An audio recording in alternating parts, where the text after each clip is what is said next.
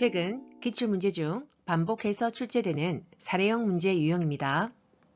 무엇보다 가장 많이 틀리는 문제 유형이 사례형이므로 다양한 문제의 반복 풀이를 통해 익숙해지는 것이 핵심입니다.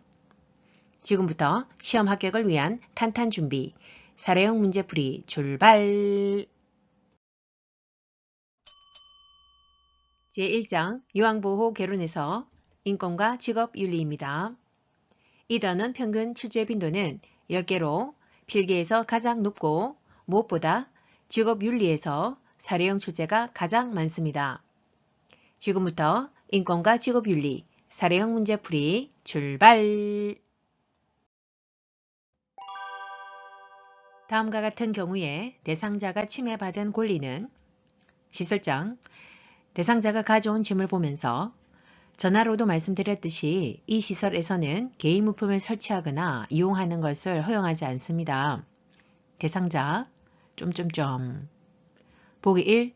신체 구속을 받지 않을 권리 2. 충분한 정보를 제공받을 권리 3. 차별 및 학대를 받지 않을 권리 4. 사생활과 비밀 보장에 관한 권리 5. 개별화된 서비스를 제공받고 선택할 권리 정답은 5번 개별화된 서비스를 제공받고 선택할 권리. 자, 이 문제는 시설 생활로 인해 권리에 대한 내용입니다. 아주 중요한 내용이죠. 자, 그래서 그 중에서 개별화된 서비스를 제공받을 권리는 우리 생활 단계의 11가지의 권리가 나오죠. 자, 그것 중에 하나라 보시면 됩니다. 자, 그래서 보기에서의 언급했듯이 개인 물품을 설치하거나 이용하는 것을 허용해야 된다는 권리이죠. 자, 추가적인 내용을 보시면 개인 생활 방식, 즉 머리 모양이라든지 의복도 개인의 취향에 따라 선택하고 결정할 수 있는 그 권리를 보장해야 된다 이 개념입니다.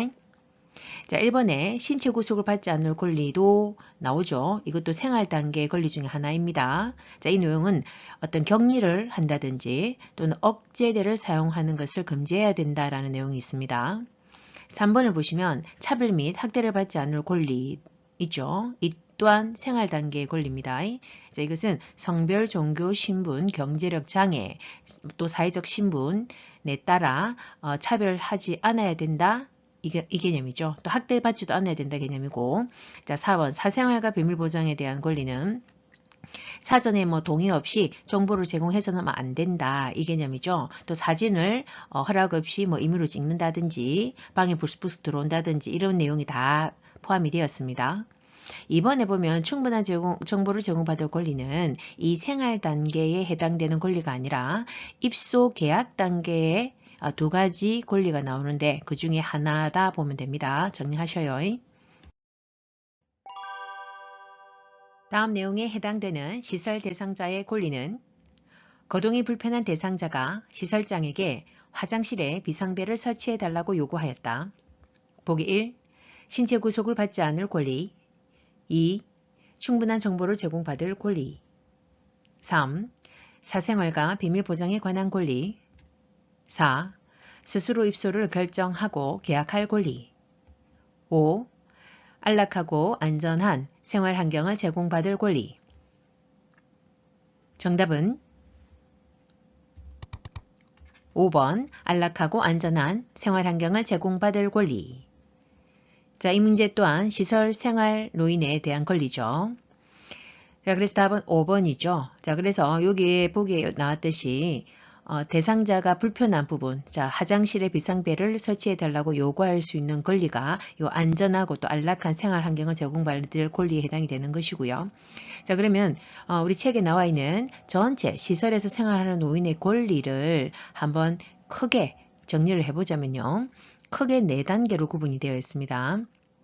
그래서 각 단계별 권리가 다 이제 해당이 되는데, 자, 첫 번째 입소 전 단계의 권리, 그다음에 입소 계약 단계에서의 권리, 생활 단계에서의 11가지 권리가 나오거든요. 여기서 가장 많이 출제된다 보시면 되죠, 문제가. 그다음에 퇴소 단계에서의 권리, 이렇게 정리가 됩니다. 자, 그래서 입소 전 단계의 권리는 이 한 가지, 시설 정보에 대한 접근성을 보장받을 권리가 여기 해당되고, 두 번째, 계약 단계에서의 권리가 두 개가 나옵니다. 자, 그래서 여기에 우리 지금 문제에 나왔던 요 2번과 4번 있죠. 이게 요 입소 계약 단계의 권리에 해당이 됩니다.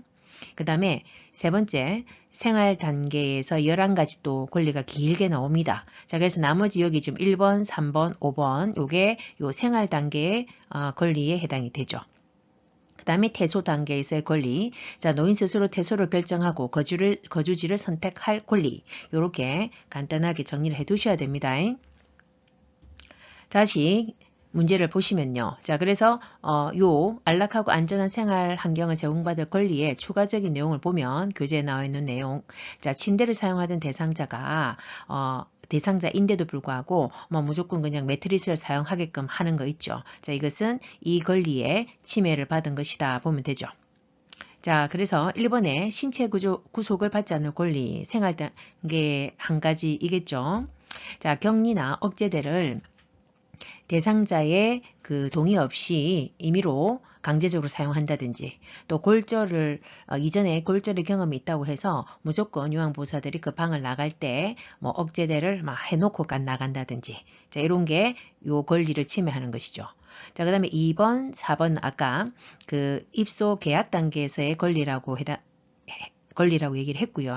그 다음에 사생활과 비밀 보장에 대한 권리도, 자, 아시죠? 자, 사전 동의 없이 대상자의 정보를 임의로 타인이나 또 다른 기관에 제공을 한다든지, 또 사진을 방 같은 데 불쑥불쑥 들어와서 동의 없이 찍는다든지, 또 휴대폰이나 전화를 사용하고 싶을 때 사용이 불가하다든지, 자, 이런 것이 이 권리에 해당이 되죠. 이 권리의 침해를 하는 것에 해당이 되는 것이죠. 다음 사례는 시설 대상자의 권리 중 어떤 것에 위배되는가? 대상자, 매트리스가 푹 꺼져서 허리도 아프고 잠도 안 와. 요양보호사, 어쩔 수 없어요. 여기는 모두 같은 매트리스를 사용하고 계시니 그냥 쓰세요. 보기 1. 신체 구속을 받지 않을 권리. 2. 사생활과 비밀 보장에 관한 권리. 3. 차별 및 노인 학대를 받지 않을 권리. 4. 안락하고 안전한 생활 환경을 제공받을 권리. 5. 자신의 재산과 소유물을 스스로 관리할 권리. 정답은 4번 안락하고 안전한 생활 환경을 제공받을 권리. 자, 이 문제도 시설 생활 노인의 권리에 대한 내용입니다. 계속 반복되죠. 중요합니다. 자, 이 사례는 결국은 매트리스 이렇게 나오면 이거 안락하고 안전한 생활 환경을 제공받을 권리다. 이거 기억해 두시면 되고요. 자, 추가적인 내용을 보시면, 자, 이게 나와 있는 다 권리들은 시설에서의 생활 단계에서의 권리에 해당이 되는 것들이죠.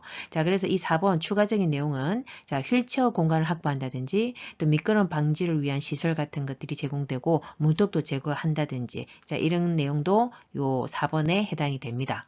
자, 1번 신체 구속받지 않을 권리는 이제 아시겠죠? 억제대를 사용한다든지, 따로 격리를 장기간 한다든지, 자, 이런 것들이 다 해당이 되죠.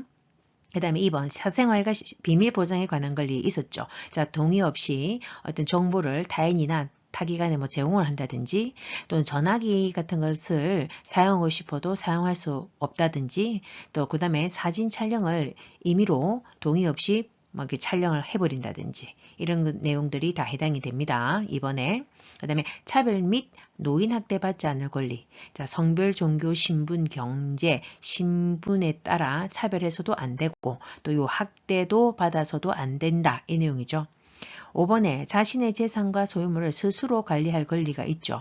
자, 그래서 대상자의 재산을 타인에게 양도를 해서도 안 되고, 자, 임의로 처분을 해서도 안 된다. 이 말이죠.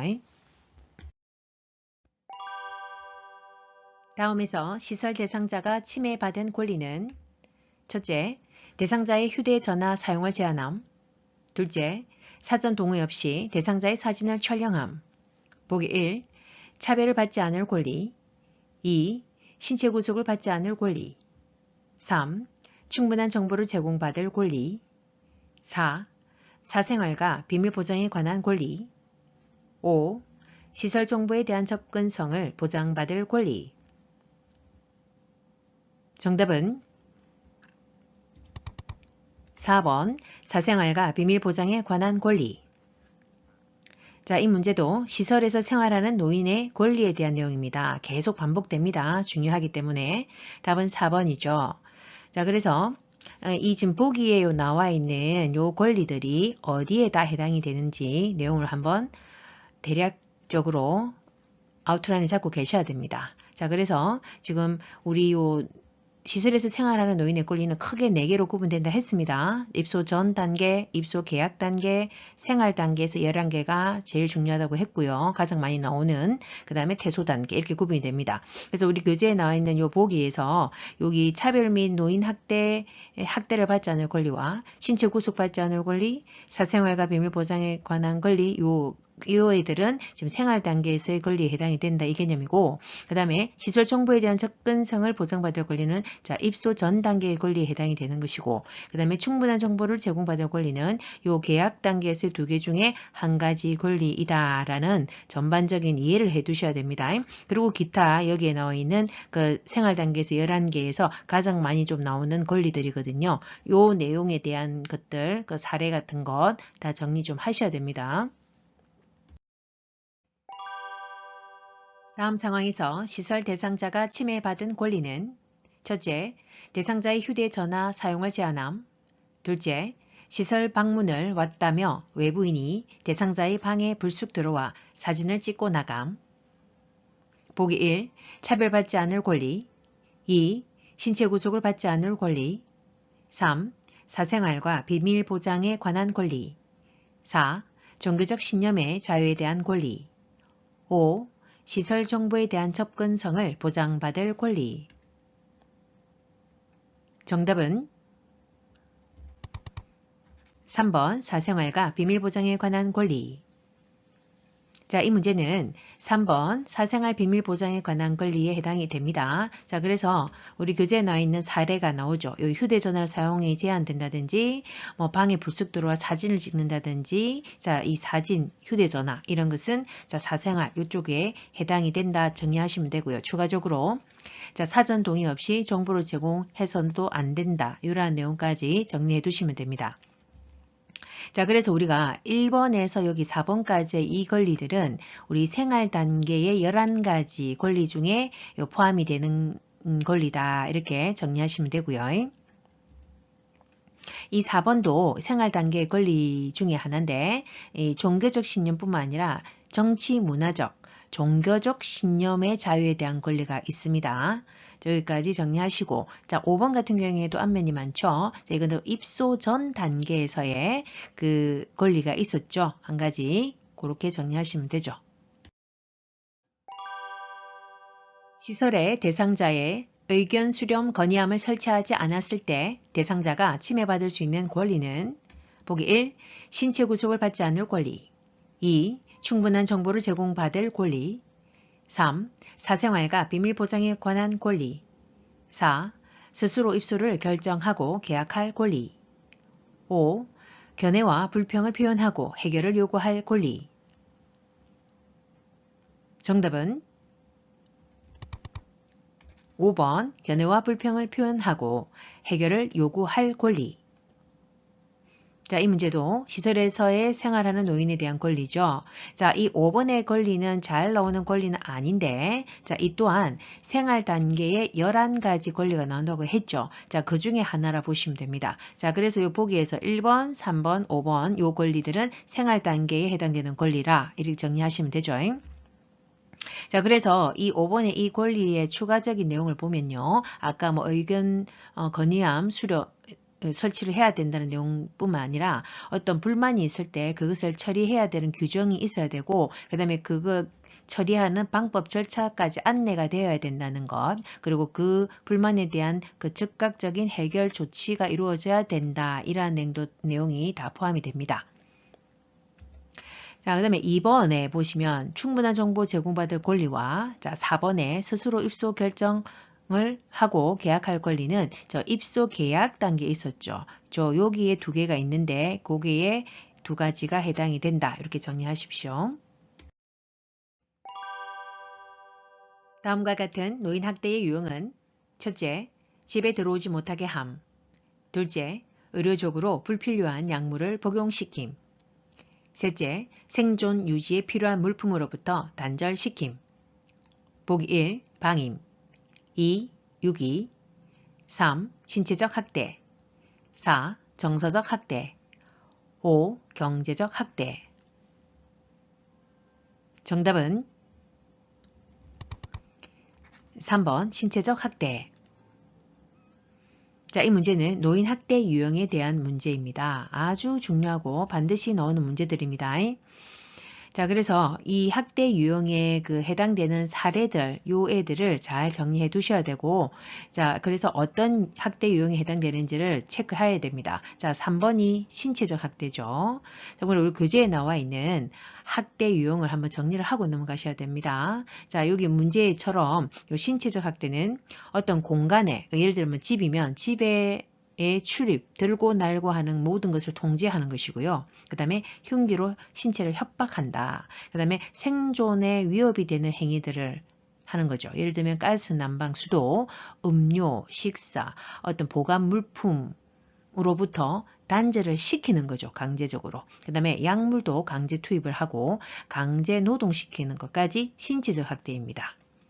그리고 이제 유기, 방임, 정서적, 경제적 학대도 잘 나옵니다. 자, 유기는 연락을 두절한다. 왕래를 아예 하지 않습니다. 시설에 입소 후에 연락 두절하는 것 또는 인지장애 노인, 그러니까 치매 노인들을 고의적으로 가출을 시키는 거죠. 그리고 가출하는 걸 하는 것 알면서도 그냥 내버려 두는 거죠, 당연히. 그 다음에 배회, 그러면서 가출되어서 하면서 배회가 되는 거죠. 자, 그 다음에 방임은 의식주라든지 의료적 보호를 제공하지 않는 것을 얘기합니다. 이게 큰 틀입니다. 방임의 큰 틀. 자, 그래서 생활비라든지 각종 세금이 방치 되어 있고 생활비 당연히 지급하지 않고요. 그 다음에 중증 질병 노인을 홀로 거주하게 내버려 두는 거죠. 이게 방임입니다. 그 다음에 이제 정서적 학대도 많이 나오죠. 접촉을 막 기피한다든지 꺼려하죠. 그 다음에 사회관계, 대상자의 그 사회관계를 막 방해합니다. 그리고 위협적이고 모욕적인 언어, 비언어적인 행위를 다 포함이 되는 것입니다. 경제적 학대는 노인 자산을 동의 없이 착취를 한다든지 그리고 노동을 시켰다면 그 노동의 대가를 보상하지 않는 것까지 해당이 됩니다. 꼭 정리하십시오.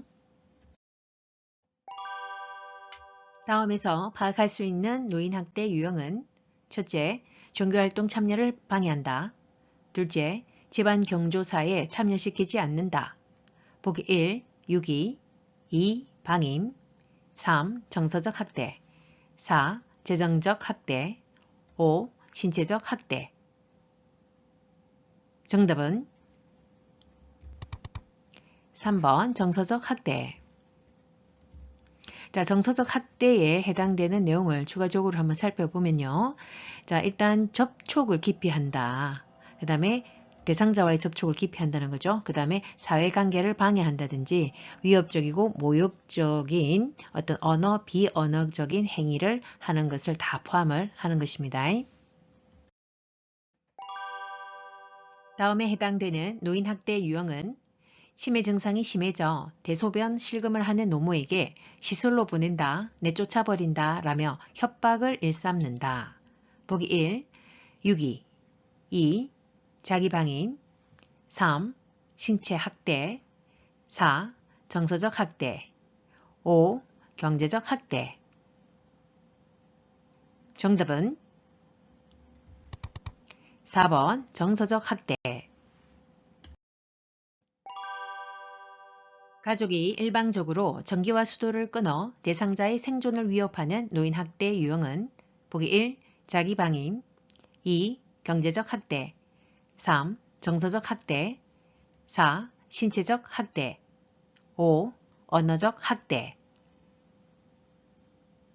정답은 4번 신체적 학대. 다음에서 침해된 요양보호사의 권리는 기관장, 우리 기관은 요양보호사의 인력이 부족해서 점심시간이 따로 없습니다. 요양보호사, 네, 어쩔 수 없죠. 보기 1. 노동에 관한 권리. 2. 정보보호에 관한 권리. 3. 교육에 관한 권리. 4. 문화에 관한 권리. 5. 주거 환경에 관한 권리. 정답은 1번 노동에 관한 권리. 이번 문제는 요양보호사의 기본 인권에 관한 내용입니다. 자, 우리 교재에 나와 있는 요양보호사 기본 인권에서 세 가지가 언급이 되죠. 자, 평등권과 두 번째 노동에 관련한 권리, 세 번째 자유권, 요 세 개가 언급이 되고, 자, 요 교재 예제에 나와 있는 내용처럼 노동 관련 권리 이 내용에 해당되죠. 노동 시간이 제한이 되어야 된다 이 말이죠. 근데 점심시간에도 일을 할 수밖에 없었다 이 말이죠. 자, 그러면 이 노동 관련 권리의 침해를 받는다 이 개념이고, 그 다음에 노동에 관련한 내용을 의견을 표현할 수 있어야 되고, 그 다음에 보수 보장, 그 다음에 노동 조건이 확보가 되어야 된다는 것이 이 노동 관련 권리에 해당이 됩니다. 평등권에 해당되는 것은 어떤 고용의 형태, 연령, 성별, 학력, 출신 지역, 종교에 따라서 차별해서는 안 된다. 이것이 평등권이고요. 자, 자유권은 어떤 표현의 자유, 들어보셨죠? 그 다음에 사상과 종교에 대한 자유가 있어야 되고, 그 다음에 신체 안전 보장에 대한 것이 다 확보되어야 된다는 것이 이 자유권에 해당이 됩니다. 다음 상황에서 요양보호사가 침해받은 권리는 치매 어르신을 돌보느라 점심시간 없이 일을 하고 퇴근 시간 이후에도 수당 없이 초과 근무를 하였다. 보기 1. 평등에 관한 권리. 2. 자유에 관한 권리. 3. 노동에 관한 권리. 4. 문화에 관한 권리. 5. 교육에 관한 권리. 정답은 3번 노동에 관한 권리. 요양보호사가 채용 과정에서 기관장이 다음과 같이 말했을 때 요양보호사가 침해받은 권리는 지원서를 보니 나이가 많아 어르신을 돌보는 업무가 힘들 것 같네요. 보기 1. 자유권. 2. 참정권. 3. 평등권. 4. 신체적 안전 보장 권리. 5. 휴식 및 여가 보장 권리. 정답은 3번 평등권. 다음에 해당하는 성희롱 유형은 첫째, 음란한 사진을 전송함. 둘째, 고의적으로 엉덩이를 노출함. 보기 1. 육체적 성희롱. 2. 언어적 성희롱.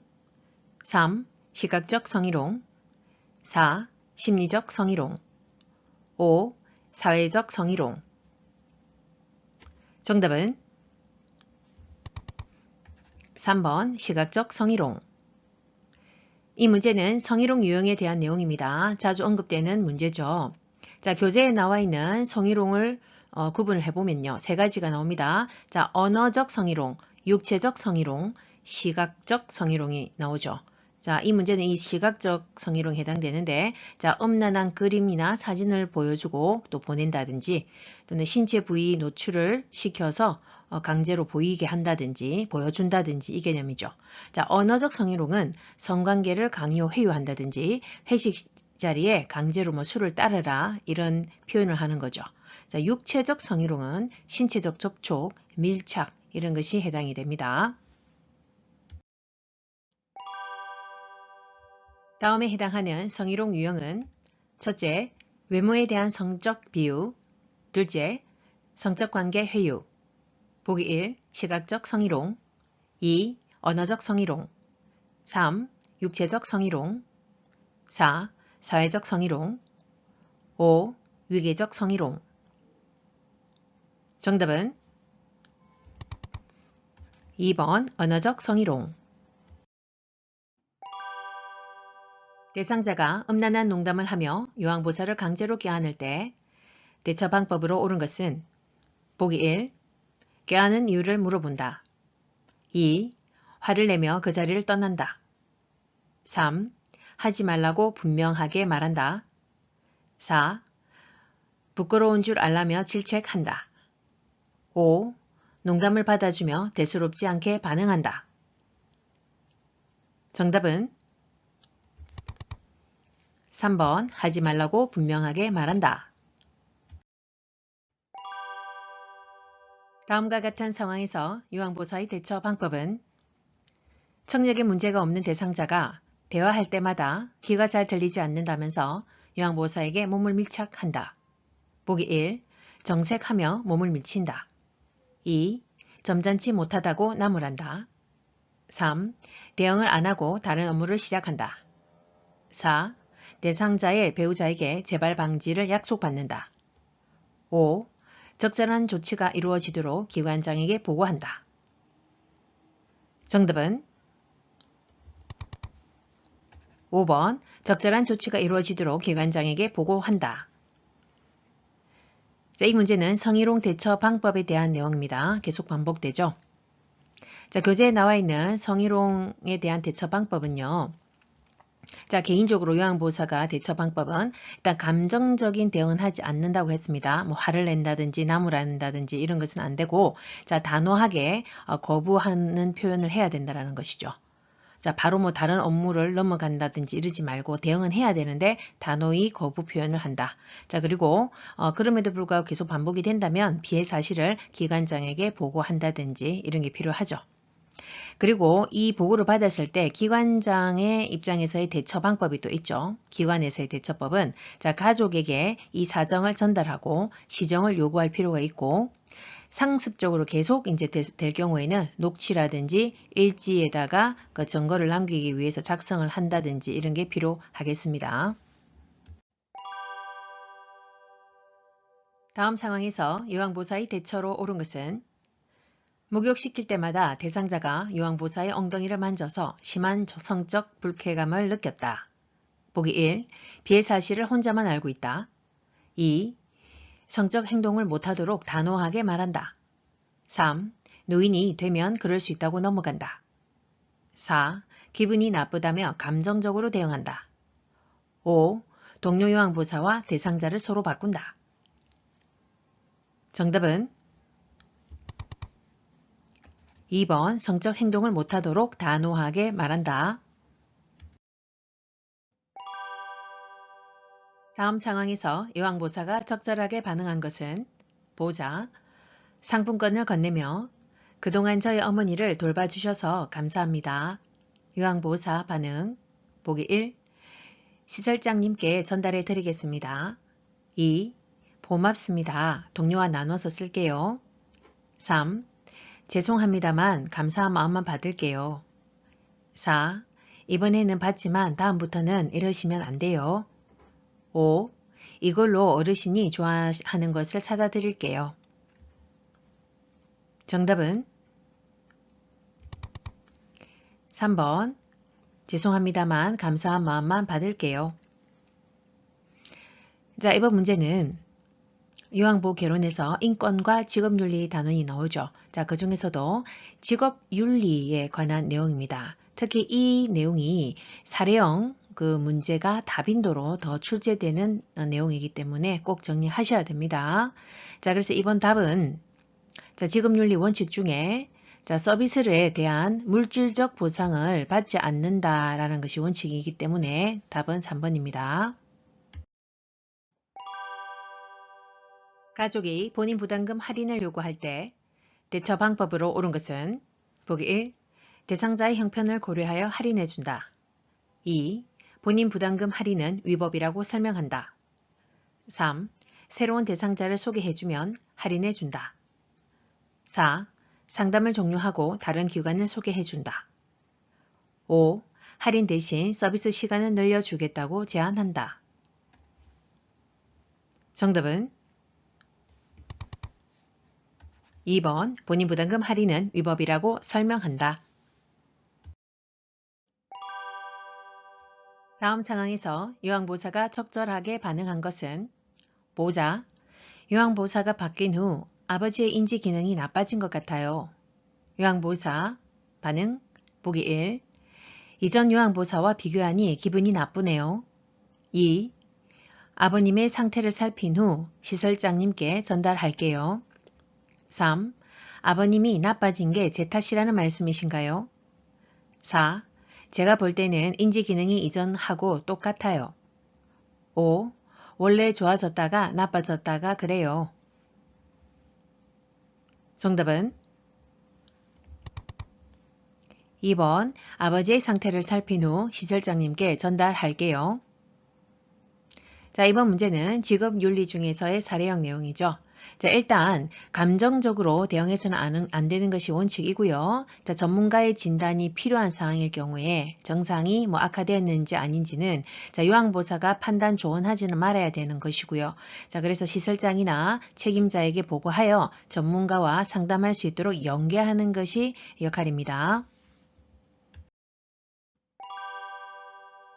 다음 상황에서 요양보호사의 대처 방법으로 옳은 것은 동료 요양보호사가 서로의 시어머니에게 교차 서비스를 제공하는 것으로 처리하여 급여를 더 받자고 제안한다. 보기 1. 일단 생각해 보겠다고 말하고 결정을 미룬다. 2. 제안을 수용할 만한 다른 요양보호사를 소개한다. 3. 장기 요양급여 제공 원칙에 어긋난다며 거절한다. 4. 시어머니에게 교차 서비스 제공에 대해 미리 설명한다. 5. 교차 서비스에 대해 주변 사람들에게 비밀로 해줄 것을 부탁한다. 정답은 3번 장기요양급여 제공 원칙에 어긋난다며 거절한다. 다음 상황에서 요양보호사의 대처 방법은 대상자, 짜증을 내며 매번 머리를 남자처럼 잘라놓아서 오늘은 절대 자르지 않을 거야. 요양보호사 반응 보기 1. 딸에게 와서 자르라고 할까요? 2. 제가 볼 때는 짧은 머리도 잘 어울리던데요. 3.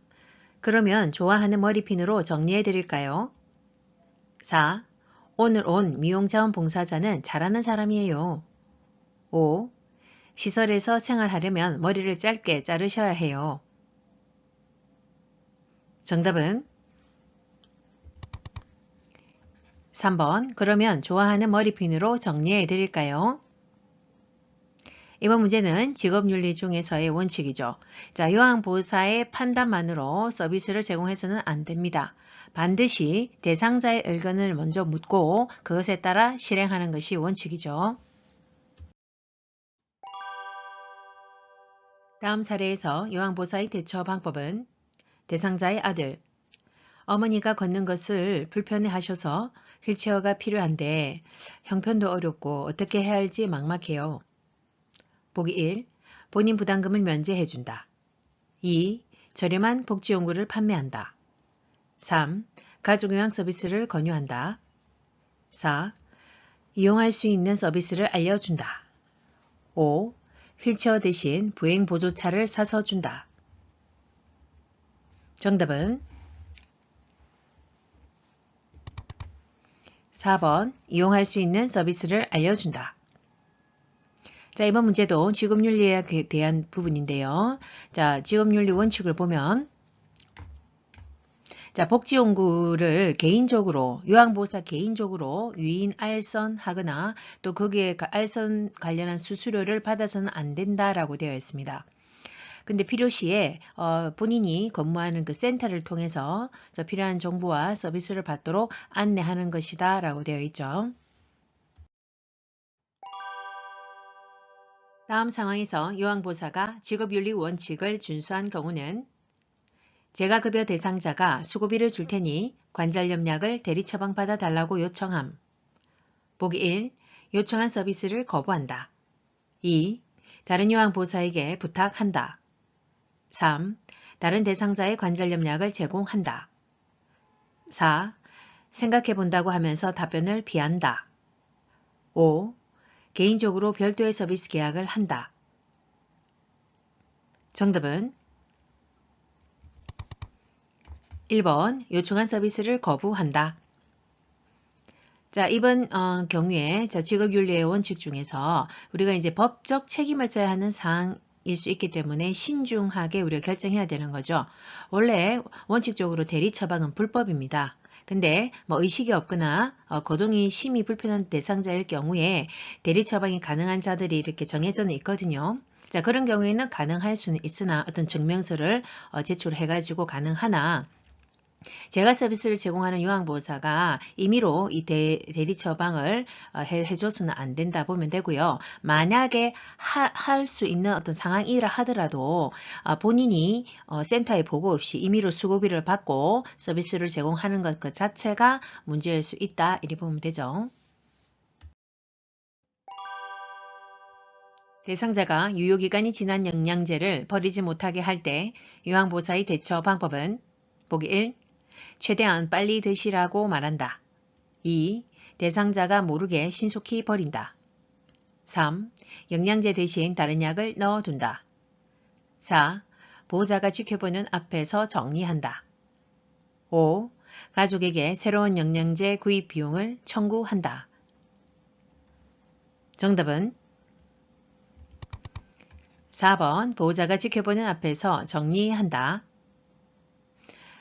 자, 이러한 그 상황일 경우에 대처 방법으로 4번이죠. 자, 대상자가 영양제를 버리지 못하게 협조가 안 되기 때문에 이럴 때는 보호자에게 설명해서 협조를 구하고 그들이 보는 앞에서 지켜보는 앞에서 정리하는 것이 가장 적절한 방법이겠죠.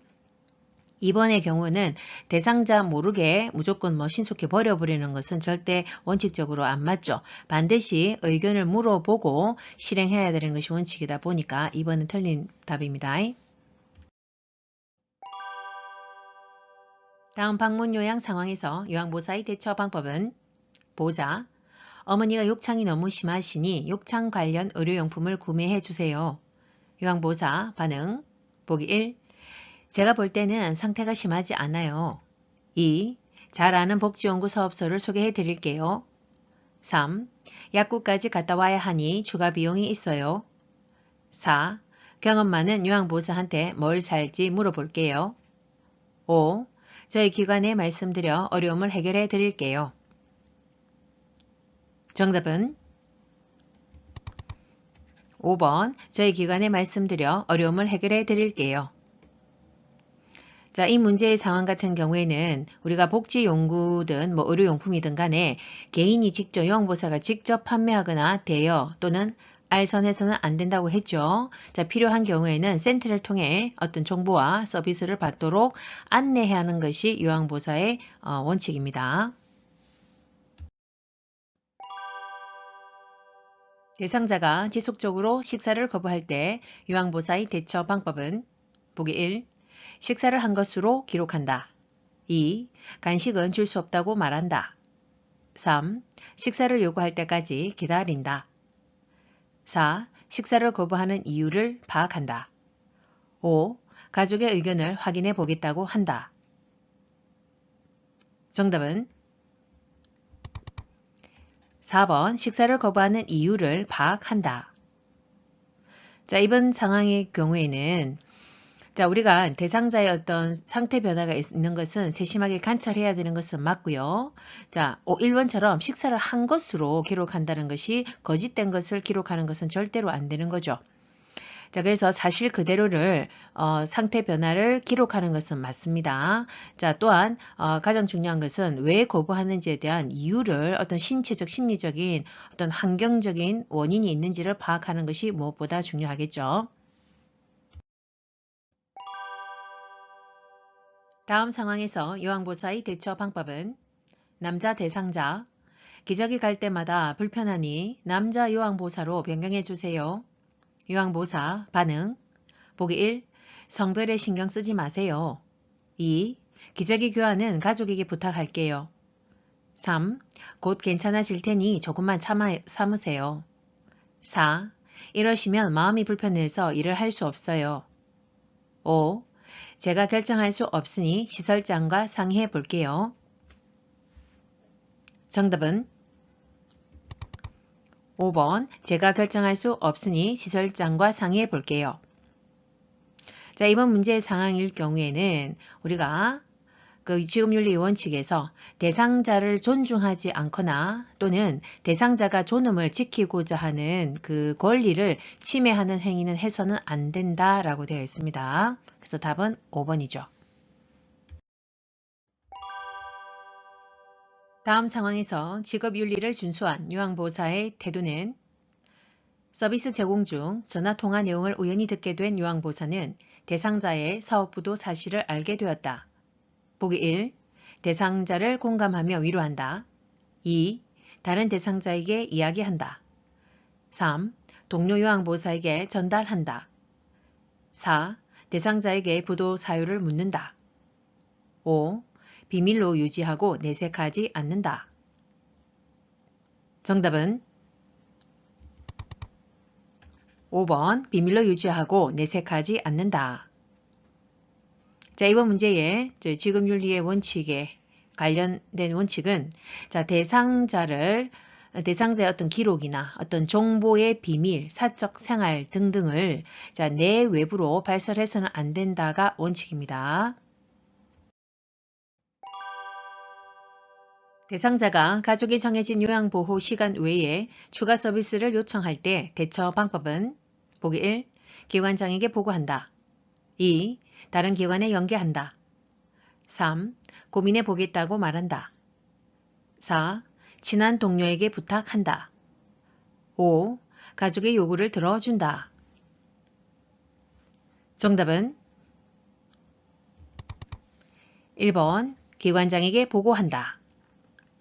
자, 이 문제의 그 상황일 때의 대처 방법은 자, 개인적으로 원래 요양보호사가 별도의 서비스를 계약한다든지 본인이 아는 타 기관에 의뢰를 해서는 안 된다라고 되어 있습니다. 이런 경우에는 센터에 직접 보고하는 것이 맞습니다. 제가 대상자의 자녀가 일회용 마스크 재사용을 요청했을 때 요양보호사의 대처 방법은 보기 1. 고민해 본다며 대답을 회피한다. 2. 대상자의 건강에 해롭다고 설명한다. 3. 물로 세척하여 재사용하겠다고 말한다. 4. 다른 대상자의 마스크를 사용하겠다고 말한다. 5. 대상자의 의견을 확인하고 답변한다. 정답은 2번 대상자의 건강에 해롭다고 설명한다. 자, 이번 문제의 경우는 직업윤리 원칙 중에서 자, 무해성의 원칙에 어긋나는 행동은 해서는 안 된다라고 되어 있죠. 그래서 이 무해성이라고 하는 것은 뭐냐면 의도적으로 대상자에게 해를 입히거나 또는 해를 입힐 위험성이 있는 행위는 해서는 안 된다입니다. 그래서 이런 직업윤리 원칙이 있기 때문에 잘 설명하는 것이 맞겠죠. 다음 상황에서 요양보호사의 대처 방법은 대상자가 자신이 2번 이혼한 것을 부끄럽게 여기며 기관에는 말하지 말 것을 요청하였다. 보기 1. 이혼의 원인이 무엇인지 물어본다. 2. 해당 내용을 기관장에게 보고한다. 3. 가족에게 전화해서 사실인지 확인한다. 4. 개인정보는 비밀이 보장된다고 말한다. 5. 부끄러워야 할 일이 아니라고 판단하여 반응하지 않는다. 정답은 4번 개인정보는 비밀이 보장된다고 말한다. 다음 상황에서 요양보호사의 반응으로 적절한 것은 보호자, 부모님 2분 모두 서비스를 받고 있으니 제 빨래도 부탁드릴게요. 다른 기관은 그렇게 해준다고 들었어요. 요양보호사 반응 보기 1. 규정을 어기는 일이라 해드릴 수가 없어요. 2. 그 기관으로 연결해 드릴까요? 3. 그럼 하는 김에 같이 해드릴게요. 4. 다른 기관들도 그렇다면 고려해 볼게요. 5. 저와 개인적으로 계약하면 추가 서비스를 받으실 수 있어요. 정답은 1번 규정을 어기는 일이라 해드릴 수가 없어요. 자, 이번 문제의 상황과 연결되는 원칙이 있죠. 자, 모든 서비스는 자, 대상자에게만 제공한다라는 대원칙이 있습니다. 다음 상황에서 요양보호사의 대처 방법은 동료 요양보호사가 개인적인 용무가 있을 때마다 서비스를 대신 제공해 줄 것을 요청한다. 보기 1. 고민해 보겠다고 하며 대답을 피한다. 2. 직업윤리에 위배된다며 거절한다. 3. 다른 동료 요양보호사를 연결해 준다. 4. 동료 요양보호사에게 별도의 수고비를 요구한다. 5. 개인 용무가 있을 때마다 서로의 부탁을 들어주자고 한다. 정답은 2번 직업윤리에 위배된다며 거절한다. 자, 이번 문제의 내용과 관련된 직업윤리가 있죠. 자, 타인의 건물을 대신 한다든지 또는 자신의 건물을 대신 해달라고 요구해서도 안 된다가 대원칙입니다. 자, 만약에 꼭 변경해야 될 응급사항이 있다면 반드시 내가 근무하는 그 센터에 정식으로 보고해서 변경을 하는 것이 기본 원칙입니다. 제2장 요양보호 관련 기초 지식입니다. 이 단원 평균 출제 빈도는 14개입니다. 사례형 문제 빈도는 낮은 편입니다. 지금부터 요양보호 기초 지식 사례형 문제풀이 출발!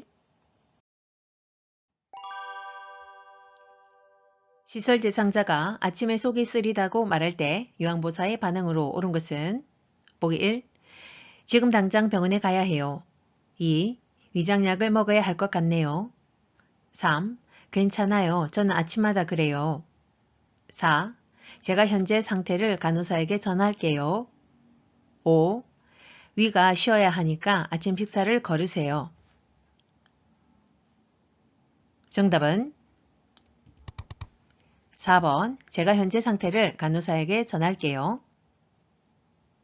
자, 이번 문제는 2단원인 요양보호 기초 지식이 있죠. 자, 그것에서 노화의 변화와 질환 중에서 소화기계 파트의 제일 끝에 내용에 보면 요양보호사의 활동이라고 해가지고 회색 박스가 나옵니다. 자, 거기에 내용을 살펴보면요. 이 내용이 있죠. 자, 요양보호사의 활동 중에 해야 할 내용은 대상자가 어떤 증상을 호소했을 때 어떤 질병을 내가 임의로 예측을 한다든지 또는 수술과 약물 치료가 필요하다는 등의 언급을 미리 해서는 안 된다라고 되어 있죠. 왜냐하면 부정확한 판단으로 대상자에게 혼란과 걱정을 유발할 수 있기 때문입니다. 자, 그리고 상태 변화가 있을 때는 가족과 상의해서 병원 진료를 반드시 해야 되고 또 그것과 관련해서 기관에 또는 그 의료인에게 신속 보고를 해야 되는 것이 원칙이죠. 제3장 요양보호 강론에서 임종 요양보호입니다. 이 단원 평균 출제 빈도는 2개입니다. 지금부터 임종 요양보호 사례형 문제풀이 출발!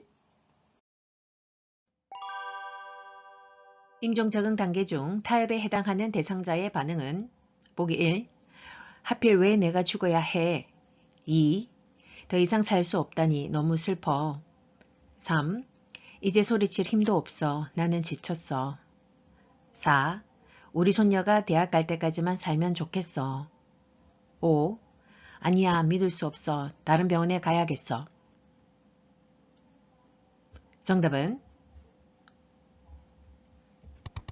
4번 우리 손녀가 대학 갈 때까지만 살면 좋겠어. 이번 문제는 임종 요양보호 중에서 임종 적응 단계에 대한 내용입니다. 아주 많이 나오는 문제니까 다 정리하셔야 되고요. 자, 적응 단계 5가지 중에 타협에 대한 내용이죠. 답은 4번이고요. 자, 그럼 1번에 그래서 하필 왜 내가 죽어야 해 하면서 지금 분노 단계죠. 2번은 더 이상 살 수 없다니 슬퍼 하니까 슬퍼, 이게 우울이죠. 그 다음에 3번 소리칠 힘도 없어. 이제 나는 지쳤어 하면서 수용이 된다. 이렇게 보시면 되고요. 그 다음에 5번 처음에 이제 믿을 수 없어. 다른 병원에도 가봐서 다시 한번 확인해 볼 거야 하는 부정 단계죠. 그러니까 부정 단계가 첫 단계라 보시면 되죠. 자, 그래서 교재에 나와 있는 그 임종 적응 단계를 다시 한번 정리를 해보자면요. 다 정리해 두셔야 됩니다. 자, 그래서 첫 번째가 부정 단계, 그 다음에 분노, 그 그 다음에 이제 타협을 하죠. 그 다음에는 이제 우울 단계가 되고 제일 마지막에 사람은 이제 수용하게 됩니다. 자, 그래서 그 각 단계에 나오는 그 대사 나오죠. 요런 빨간, 요런 거 다 알아두셔야 되죠. 자, 처음에 부정합니다. 고립 단계라고도 하고, 아니야, 아니야, 난 믿을 수 없어. 그래서 사실을 받아들이지 않고 다시 회복될 수 있다고 믿는 단계라 보시면 되고요. 그 다음에 이제 부정하다가 안 되니까 이제 분노가 되죠. 반항과 분노로 감정을 표출하는 단계. 그래서 왜 하필 나야? 왜 지금이야? 하면서 목소리를 높여 불평을 한다든지 뭐 울분을 토한다든지 주위로부터 관심을 끌려고 하는 단계라 보시면 되죠. 그러다가 이제 타협을 하게 되죠. 자, 피할 수 없는 상황임을 이제 인식합니다. 자, 그래서 이래 인정은 한다. 근데 우리 애 뭐 시집갈 때까지만 살았으면 이렇게 제3의 길을 선택하고 타협하려고 하죠. 그래서 얼마라도 삶을 연장하기를 바라는 정도. 자, 그 다음 단계는 이제 우울합니다. 회복 가능성이 없다는 걸 인식하면서 근심과 슬픔을 말로 표현하지 않고 조용히 있기도 하고 어떨 때는 뭐 조용히 울기도 하고. 그 다음에 이제 5번 수용 단계. 그러니까 죽음을 수용 받아들이는 거죠. 그래서 이제 나는 지쳤어 하면서 마지막 남은 시간을 정리하는 시간이다. 이렇게 보면 되죠. 정리하십시오. 임종을 앞둔 대상자가 다음과 같이 말할 때 임종 적응 단계는 대상자, 내게 이런 일이 벌어졌어. 그렇지만 우리 아이가 결혼할 때까지만 살게 해주세요. 보기 1. 부정 2. 분노 3. 타협 4. 우울 5. 수용. 정답은 3번 타협.